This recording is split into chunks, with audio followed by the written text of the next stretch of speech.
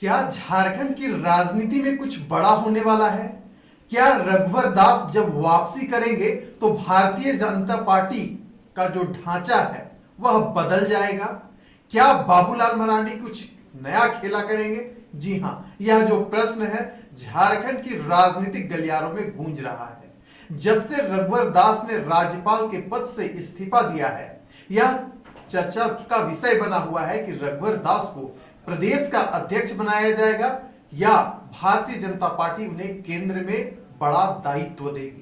लेकिन आपको बता दें कि जिस प्रकार से रघुवर दास की वापसी होने जा रही है या उनके बातों से इस बात का संकेत मिल रहा है, उससे यही कयास लगाए जा रहे हैं कि झारखंड में भाजपा कुछ नया खेला करेगी और इस खेल में चाहे बाबूलाल मरांडी जो कि वर्तमान में भारतीय जनता पार्टी के अध्यक्ष है या अर्जुन मुंडा जो कि पूर्व मुख्यमंत्री रहे हैं, उनका जो रूपरेखा है वह बदलता नजर आएगा। यानी कि जो चर्चा चल रही है कि भारतीय जनता पार्टी तीन खेमे में बढ़ जाएगी। एक रघुवर का खेमा होगा, एक बाबूलाल मरांडी का खेमा होगा, एक अर्जुन मुंडा का खेमा होगा। इस बात में कितनी सच्चाई है, क्या कुछ होगा, यह तो आने वाला समय में ही पता चलेगा। लेकिन जिस प्रकार से रघुवर दास का जो चाल और ढाल दिख रहा है वह इस बात का संकेत दे रहा है कि अगर भारतीय जनता पार्टी में बदलाव होगा तो वह मंडल स्तर से लेकर जिला स्तर से लेकर राज्य स्तर तक होगा।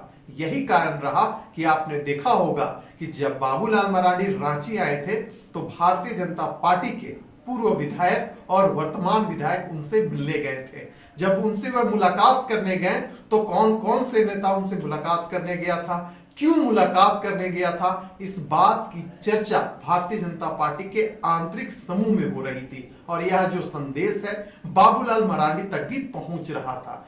यानी कि अगर आप देखें तो बाबूलाल मरांडी और रघुवर दास आमने सामने हैं।